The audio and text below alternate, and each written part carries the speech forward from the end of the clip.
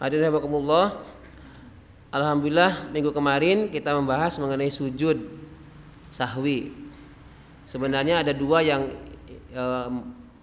semestinya dibahas, yaitu sujud sahwi dan sujud tilawah.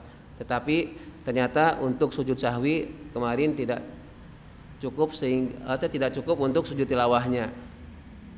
Maka pada malam hari ini kita akan membahas sedikit sujud tilawah, sedikit saja ya. Kemudian kita akan fokusnya ke salam ketika sholat. Salam ketika sholat, apa yang akan kita bahas? Yang pertama mengenai statusnya, hukum dari membaca salam dalam sholat atau ketika sholat. Lalu bagaimana caranya, cara pelafalannya, bacaan salam yang dalam sholat itu seperti apa yang dicontohkan. Setidaknya itu yang akan kita bahas, mudah-mudahan cukup. Dan satu lagi yaitu biasanya kesalahan atau hal-hal yang dianggap biasa ternyata itu tidak benar ketika ketika salam dalam sholat. Baik, kita bahas sedikit mengenai sujud tilawah ya. Sujud tilawah dulu. Sebenarnya Bapak Ibu sudah tahu ya, sudah paham. Tetapi ini saya sampaikan mengenai sujud tilawah. Sujud tilawah itu dilakukan, jadi sujud yang dilakukan ketika mendengar atau membaca ayat-ayat sajdah. Ketika mendengar, berarti kan orang lain yang membaca. Kemudian kita mendengar, maka kita disunahkan, dianjurkan untuk sujud tilawah. Atau kita membaca, misalnya dalam ayat terakhir surat Al-Alaq. Kalau Pak Dawam itu biasanya kalau subuhan surat As-Sajdah, surat ke-32. Sebelum tatajafa junubuhum itu kan ada ayat sajdah. Jadi sujud tilawah itu sujud yang dilakukan ketika seorang membaca atau mendengar ayat-ayat as-sajdah. Nah, masalahnya ayat-ayatnya apa saja? Nah, ada 15. Ada 15 ayat dalam Al-Qur'an yang dianjurkan untuk sujud tilawah. Sujudnya bagaimana? Ya seperti biasa. Sebaiknya dianjurkan dalam keadaan suci. Berarti suci sedang berwudu ya, ada punya wudu. Dianjurkan, tidak wajib. Begitu ada ayat, mendengar ayat yang termasuk as-sajdah, kemudian takbir Allahu Akbar, kemudian sujudnya menghadap ke kiblat. Yang dibacaannya apa? Seperti bacaan bacaan sujud ketika sholat. Tetapi ada yang mengkhususkan bacaan untuk sujud tilawah, diantaranya sajada wajhiya lilladzi khalaqahu wasawwarahu fatabarakallahu ahsanul khaliqin. Itu diantara bacaan sujud tilawah. Seandainya nggak hafal, baca sujud seperti bacaan sujud ketika sholat. Subhana rabbiyal a'la atau subhanakallahumma rabbana wa bihamdika allahumma ighfirli. Silahkan itu yang dibaca. Hukumnya sunnah. Ketika ada orang yang membaca ayat sajdah kemudian kita mendengar, dianjurkan untuk sujud tilawah. Nah, untungnya di sini sudah beberapa kali diperkenalkan oleh Pak Dawam ketika sholat subuh terutama, yang sudah berulang kali. Sebelumnya itu kadang disampaikan oleh imam, nanti akan ada sujud tilawah. Nah, itu bagus ya. Nabi memang tidak memberikan contoh seperti itu, tetapi itu ada informasi ke jamaah. Jamaah tidak kaget. Nanti begitu kok bacaan ayat terus langsung, harusnya kan ruku, ini malah bablas sujud. Nah, itu adalah sujud tilawah. Jadi nggak usah misalnya ayat terakhir surat Al-Alaq, kalla la tuti'hu wasjud waqtarib. Harusnya kan ruku kalau pas lagi sholat. Ini malah Allahu Akbar sujud. Nggak usah subhanallah, imam subhanallah, tidak usah. Itu karena sujud tilawah. Imam sujud tilawah, makmum mengikuti. Nanti takbir Begitu setelah sujud selesai, Allahu Akbar, berdiri lagi langsung Allahu Akbar, ruku. Ya. Kalau ayat sajadahnya ayat terakhir. Al-Insyiqaq juga ada. Kalau yang Al-Alaq ini Pak, sama kan datanya terlambat ya. nggih. Nah, kan ada tadi sudah ada bilangan sebentar. Nah, jamaah itu nggak mengikuti bagaimana? Maksudnya tidak mengikuti Sama sujud. tidak mengikuti sujud tilawah. Oh iya. Itu hukumnya gimana? Ya, berarti gini, saya sampaikan ya. Jadi ada makmum masbuk terlambat. Kemudian dia tidak tahu informasi dari imam akan ada sujud tilawah. Jadi begitu sujud tilawah si makmum nggak ikut, begitu ya? Ya. Bagaimana statusnya? Berarti si makmum itu menselisihi imam. Bagaimana? Dia tidak sholat berjamaah. Sholatnya bisa aja sah, tetapi dia tidak mengikuti jamaah dengan imam. Gimana? Dia dianggap sholat sendiri. Oh, jadi dicatat sendiri. Sendiri karena dia tidak mengikuti imam. Selama gerakan atau bacaan imamnya itu termasuk dari rangkaian sholat, sujud tilawah juga kan bagian dari dibolehkan ketika sholat. Kemudian si makmum kok ada yang tidak ikut, maka si makmum itu menselisihi imam, artinya membedakan dengan imam. Artinya apa? Dia sudah tidak lagi berjamaah. Makanya ini hal yang sepele ya, sebenarnya kecil. Seperti begini, imam sujud, Allahu Akbar sujud. Kemudian si imam lagi Allahu Akbar duduk tahiyat akhir misalnya, impas akhir. Ini ada makmum lama banget. Jadi jedanya lama. Sujudnya lama si makmum ini. Nah, itu berarti si makmum itu sudah membedakan diri dengan imam, sudah enggak lagi berjamaah. Loh kan saya masih mengikuti karena jaraknya itu sudah jauh. Ya. Lah kan saya pengen membaca doa sujud yang saya hafal, yang saya bisa, yang sesuai dengan keinginan, sesuai dengan keadaan.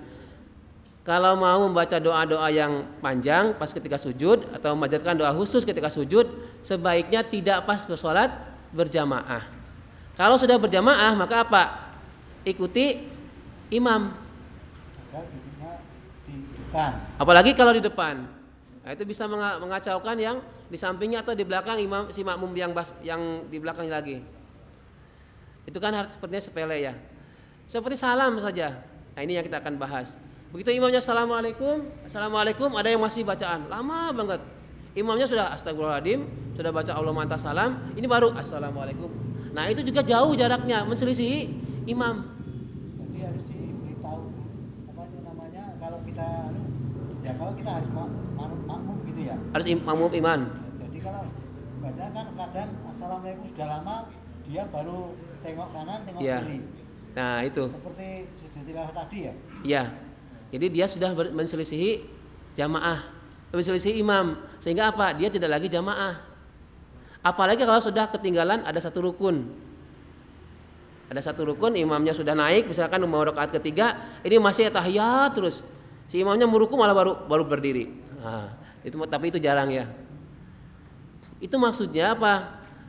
Maksudnya kita ketika berjamaah ikuti gerakan imam.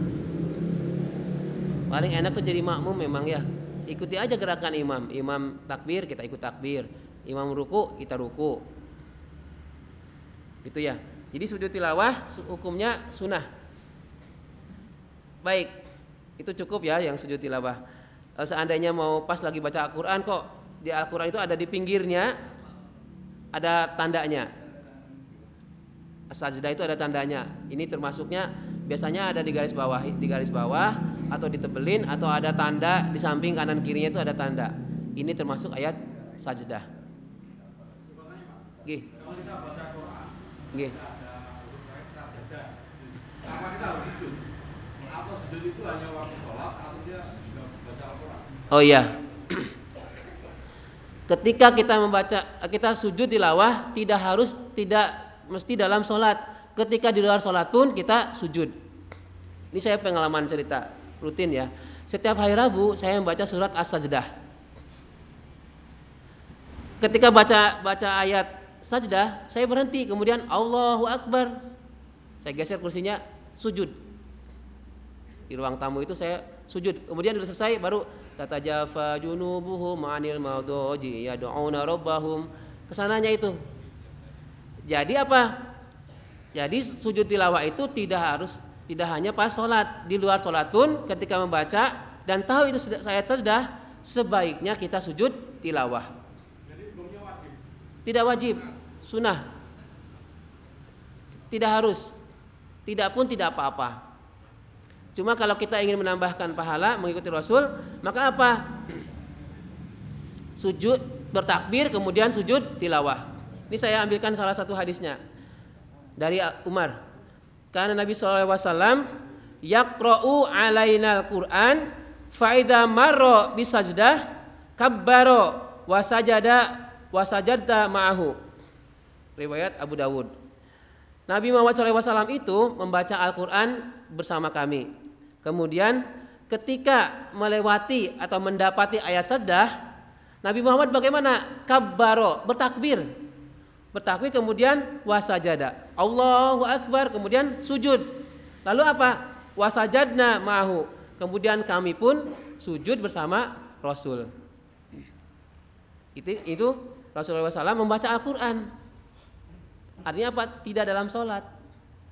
Yaqra'ul Qur'ana pas faida marro, kemudian marro itu kan lewat gitu ya. Maksudnya mendapati ayat Al-Qur'annya, ayat sajdah, kemudian Nabi kabbaro, bertakbir. Allahu Akbar. Apakah takbirnya harus pakai angkat tangan? Tidak harus. Tetapi kalau mau nggak apa-apa. Allahu Akbar kemudian sujud. Seperti biasa sujud tilawah. Kabbaro wasajada. Kabbaro di sini berarti mengucapkan takbir juga mengangkat tangannya. Tetapi seandainya hanya bertakbir pun tidak apa-apa. Kabbaro Allahu Akbar langsung sujud tilawah. Sebaiknya menghadap ke kiblat. Sebaiknya menghadap kiblat. Bagaimana saya nggak tahu ini kiblatnya? Ya diniatkan, kan ada feeling ya ini ke arah kiblat itu yang mana kan kerasa ya. Oke, saya kira itu untuk yang sujud tilawah. Atau ada lagi? Ya, bacaannya sama. Jadi Nabi Muhammad SAW itu pernah mendapatkan kabar gembira, ada wahyu, mendapatkan wahyu dari Jibril, kemudian bersujud. Kan sahabatnya tanya, kenapa bersujud? Saya bahagia karena didatangi malaikat Jibril memberikan wahyu. Nah, mengenai bacaannya memang tidak disebutkan secara rinci apa yang dibaca ketika sujud syukur.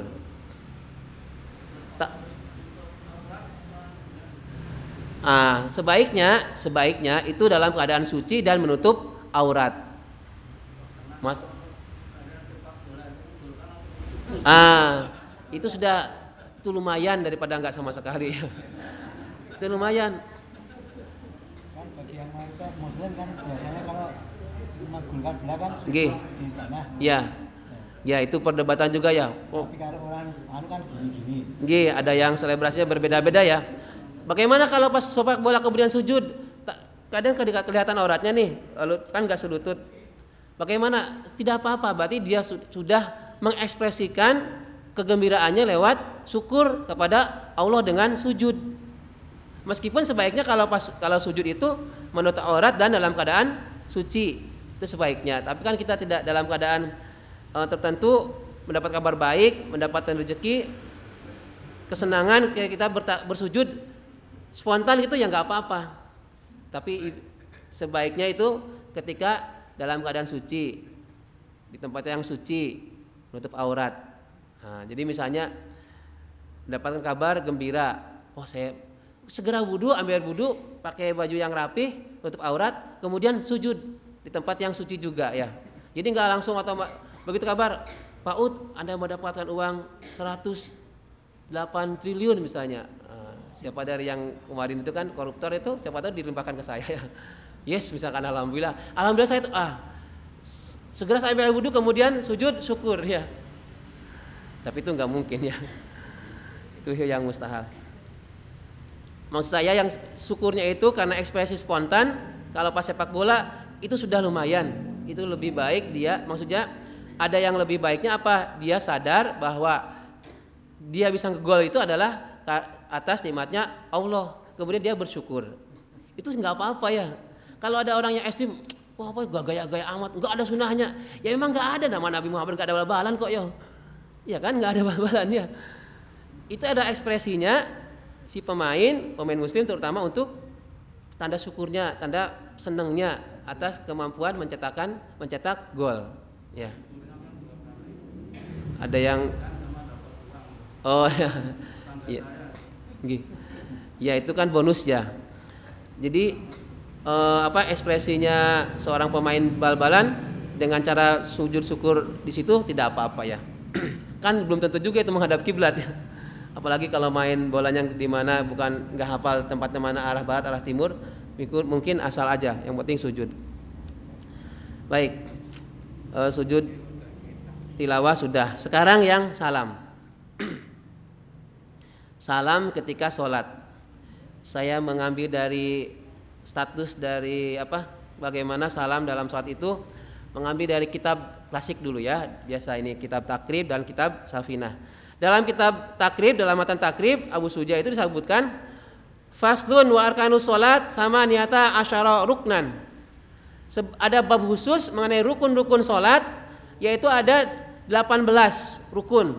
Lalu yang ke-16 ini menurut Abu Suja dalam matan Takrib, wa taslimatul ula, ucapan salam yang pertama. Yang pertama, rukun. Termasuk rukun sholat adalah mengucapkan salam atau melakukan salam yang pertama. Itu rukun. Kalau disebut rukun, seandainya orang itu tidak melakukan, maka sholatnya tidak sah. Kalau tidak dilakukan berarti dia tidak sah sholatnya, karena termasuk rukun. Seperti orang tidak ruku, kalau tidak dalam keadaan lupa ya, dia tidak ruku berarti dia tidak sah sholatnya. Makanya kemarin ada istilah sujud sahwi untuk menutupi yang sifat manusiawinya, lupa atau terlewat itu karena unsur manusiawi, maka apa sujud sahwi. Kemudian disebutkan juga rujukan dari Abu Suja ini, wa kana yahtimu sholata bit taslim, dan Nabi Muhammad SAW itu menutup sholatnya bit taslim, dengan salam, bit taslim. Lalu dalam Safinatun Najah disebutkan arkanus sholati sab'ata asyara, rukun sholat itu ada 17. Kok bisa beda? Enggak apa-apa, ini adalah dalam ilmu fikih. Makanya kalau dalam Muhammadiyah itu tidak ada istilah rukun sholat ya. Pokoknya semuanya yang wajib yang harus ada. Istilah rukun itu adalah dalam lingkup fikih. Arkanus sholati sab'ata asyara, rukun sholat itu ada 17 menurut dalam kitab Safinatun Najah. Apa? As-sadisa asyara, yang ke-16, sama-sama ke-16, assalamu, yaitu salam. Tidak disebutkan salam ke kanan, salam pertama atau salam kedua, tapi salam aja. Sudah dua pendapat yang berbeda. Kemudian dalam Safinatun Najah yang penting ini untuk mengantisipasi kesalahan. Nanti ada bab mengenai kesalahan ketika salam. Yaitu apa? Ada bab khusus mengenai tasydid dalam bacaan salam. Disebutkan ini menurut Safinatun Najah, faslun aqallus salam, paling sedikit, paling minimal salam itu yaitu assalamu alaikum. Yaitu membaca assalamu alaikum. Paling sedikit assalamu alaikum. Sudah itu paling aqallu salam assalamu alaikum. Lalu ditegaskan lagi di sini tasydidus salam, tasydidnya dalam bacaan salam ala sin, yaitu pada huruf sin. Ini artinya apa?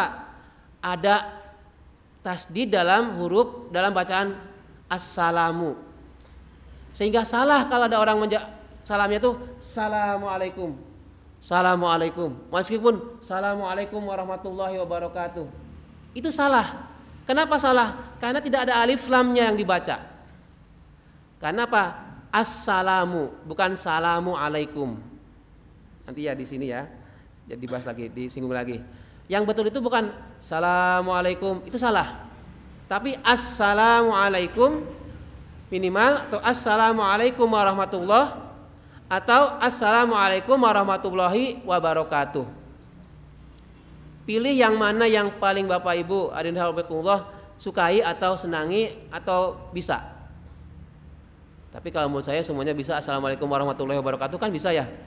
Nah, pilih aja yang paling panjang karena itu juga ada rujukannya. Adinallahu, lalu dalam salam ketika sholat itu ditegaskan lagi bahwa membaca salamnya yang pertama adalah rukun sholat. Ini kesepakatan umum. Jadi termasuk rukun sholatnya adalah membaca salam yang pertama.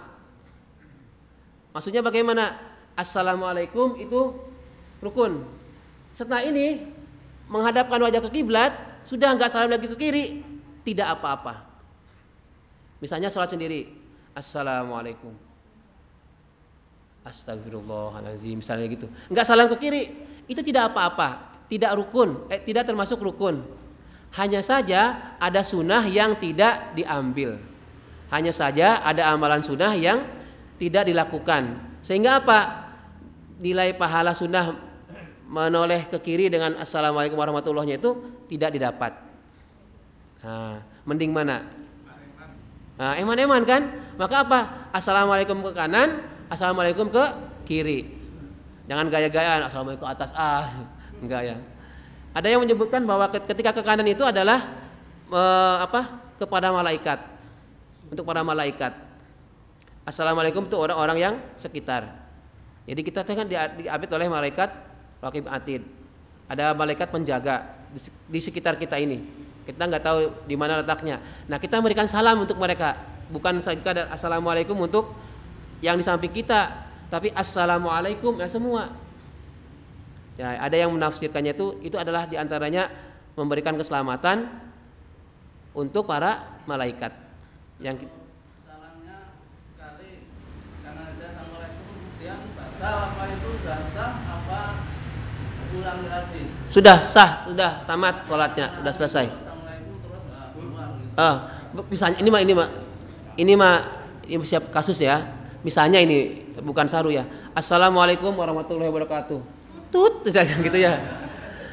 Boleh enggak? Sah sholatnya. Karena apa? Miftahu sholat at-tuhur. Kuncinya sholat itu adalah taharoh, bersuci. Wa tahrimuha at-takbir.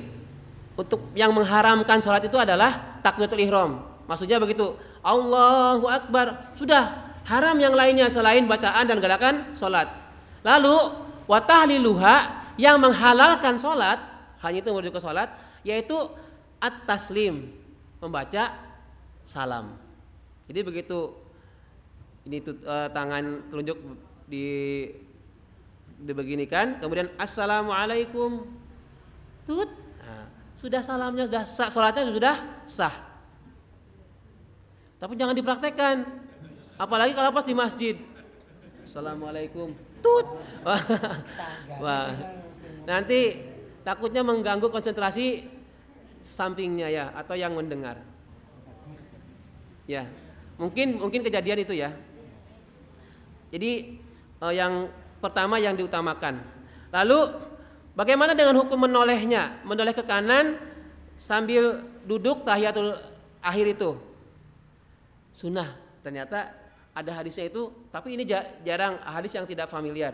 Nabi Muhammad itu pernah satu kali mendapati salam, tetapi tidak menolehkan kepalanya. Assalamualaikum warahmatullahi wabarakatuh. Itu dari Aisyah.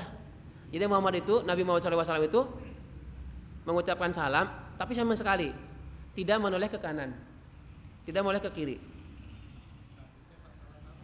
Pas sholat, tidak disebutkan pas sholat, kemungkinan sholat sunnah, karena yang mendapati istrinya Aisyah. Makanya hadis ini jarang dikemukakan. Memang ada yang berpendapat, berarti kan nggak apa-apa tidak menoleh. Iya boleh, karena Nabi pun pernah pernah, tapi itu tidak menjadi anjuran kesepakatan ulama berikutnya. Yang lebih sering dilakukan oleh Nabi adalah menoleh ke kanan. Apa buktinya? Nanti dia disebutkan sampai Nabi Muhammad itu pipinya kelihatan. Pipi kanan dan pipi kirinya itu kelihatan oleh jamaah, sahabat-sahabat yang di sampingnya. Ya. Tapi ini saya menyampaikan, jangan dipraktekkan ya. Sebaiknya jangan dipraktekkan, apalagi jadi imam. Assalamualaikum warahmatullahi.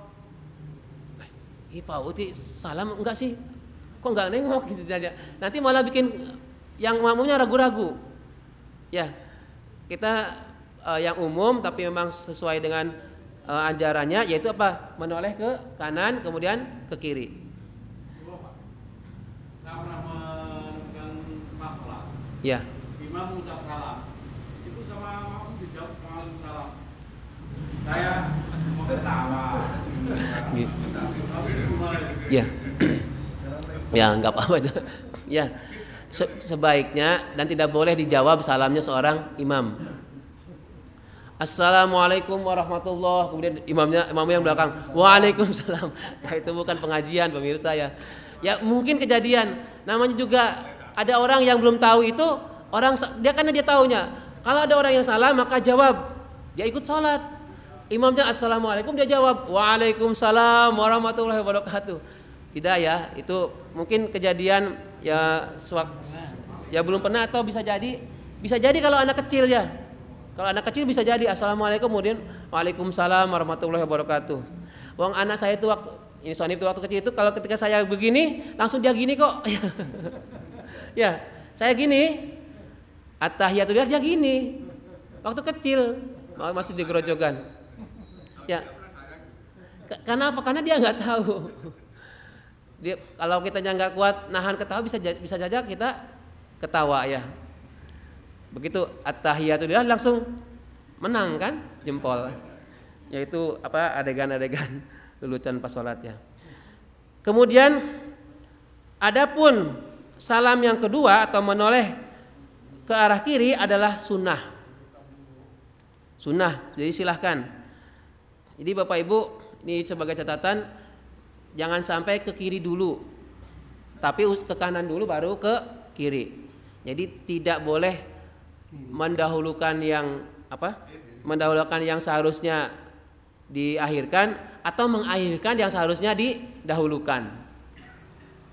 Maksudnya gini, setelah at-tahiyat selesai kemudian salam assalamualaikum, itu ke kanan dulu, jangan ke kiri dulu baru ke kanan. Jangan ya. Itu jadi maksudnya tidak boleh mendahulukan yang seharusnya diakhirkan atau tidak boleh mengakhirkan yang seharusnya didahulukan. Seperti Bapak Ibu sholat, Allahu Akbar, takbir, kemudian sujud. Setelah sujud, ruku. Itu kan kalau mengikuti rukun-rukun sholat itu bisa saja bisa sah. Kenapa? Karena kan ada rukun, ada sujud, ada ruku, ada i'tidal. Iya, tetapi ingat rukun yang terakhir adalah tartib. Tartib itu artinya tertib, urut-urutan. Setelah takbir ada takbiratul ihram, maksud saya ada iftitah, baca Al-Fatihah, baca surat, itu diurutkan, nggak bisa dilompat-lompat. Meskipun semua terpenuhi, tapi kalau tidak urut, tidak tartib. Nah, tidak tertib itulah yang membuat sholatnya tidak sah. Oke. Baik, berikutnya bagaimana bacaan salamnya? Nah, saya merujuk kepada hadis yang ada dalam kitab Bulughul Maram Ibnu Hajar Al-Asqalani. Ini yang saya pegang. Maksudnya yang saya amalkan ketika saya sholat sendiri maupun jamaah. Yaitu apa? Membaca salam, bacaan assalamualaikumnya lengkap, menoleh ke kanan dan menoleh ke kiri. Ini hadisnya sahih. Disampaikan dalam Bulughul Maram, kitab Bulughul Maram Ibnu Hajar Al-Asqalani.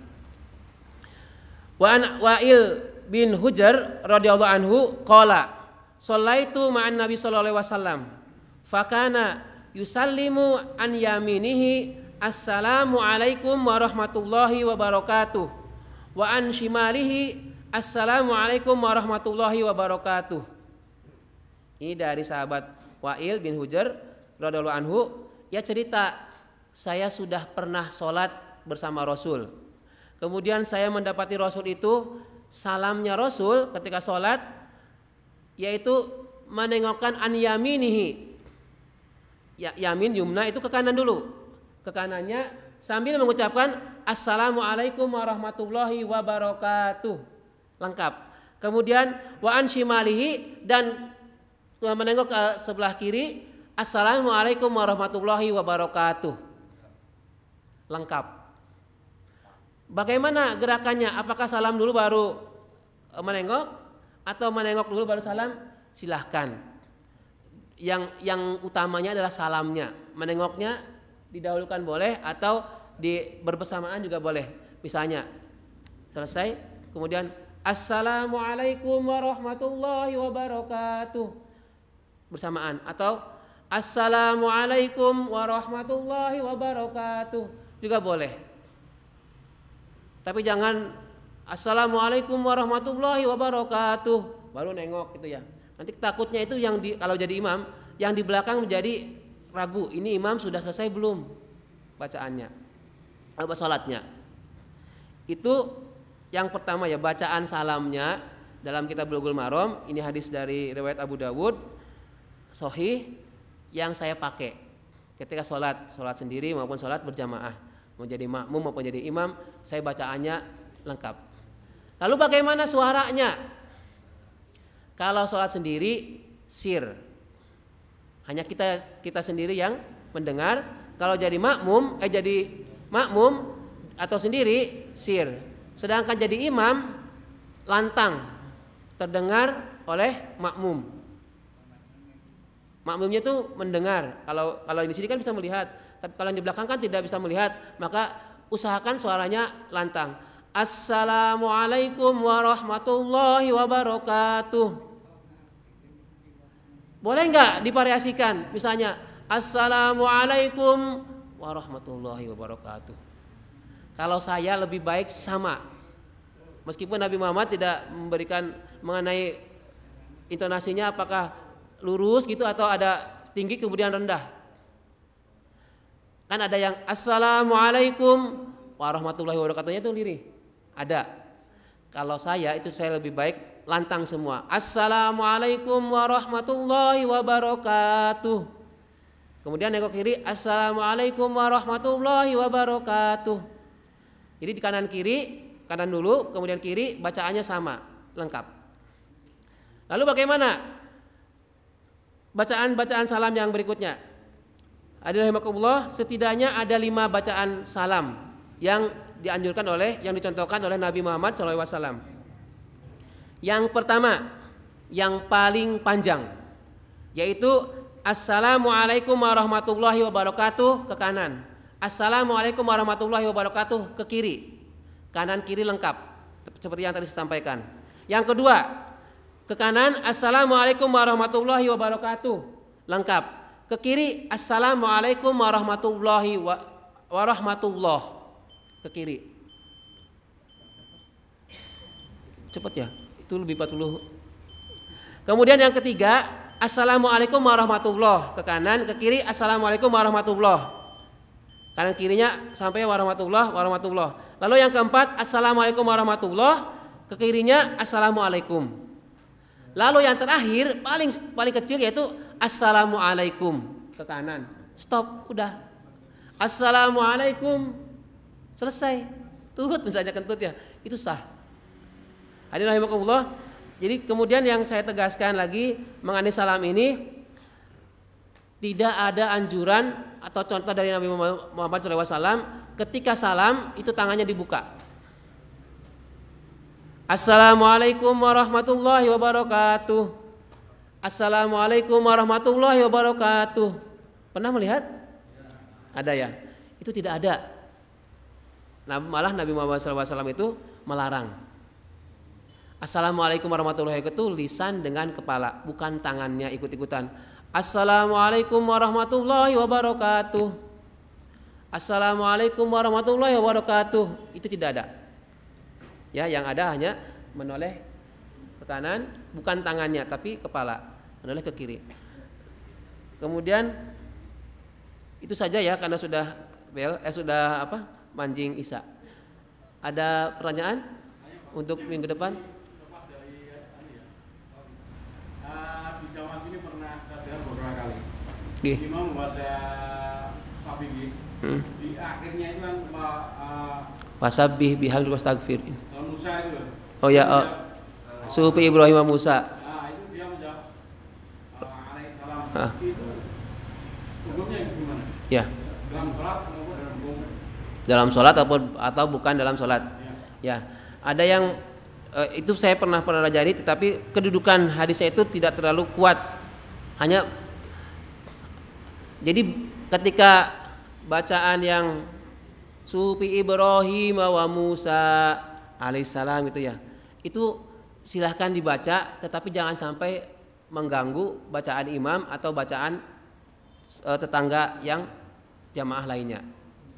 Tetapi tidak dianjurkan.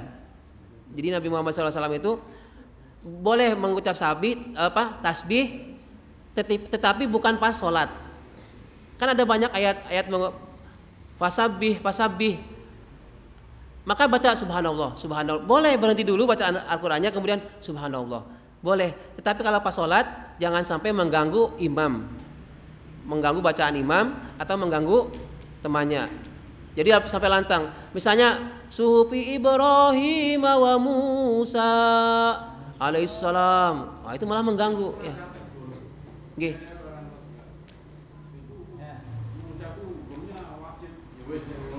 Nggih. Ya. Kalau dalam sholat kita usahakan mengikuti yang rukun. Kalau dalam fikihnya itu rukun-rukunnya saja yang diikuti. Ya, kalau yang seperti itu boleh, tapi jangan sampai mengganggu karena kita kan berjamaah mengikuti imam. Dijadikan imam itu untuk diikuti ya, bukan diselisihi atau dijadikan beda. Saya kira itu minggu depan kita akan mengenai doa supaya mohon menjadi muqimas sholat, yang Robis Ali muqimas sholat ya, insya Allah. Oh ya, setelah salam, setelah selesai sholat, ya. Setelah selesai sholat itu tidak dianjurkan mengusap salam. Assalamualaikum warahmatullahi wabarakatuh. Assalamualaikum warahmatullahi wabarakatuh. Misalnya alhamdulillahirabbil alamin atau alhamdulillah. Tidak usah, tidak apa-apa. Tidak usah pun tidak apa-apa. Tidak mengusap gini ya. Tapi kalau saya kadang habis sholat suka begini-begini karena kadang keringetan dan begitu, tapi bukan mengajarkan sunnah itu. Biar saya itu matanya itu seger ya. Jangan ditiru itu ya.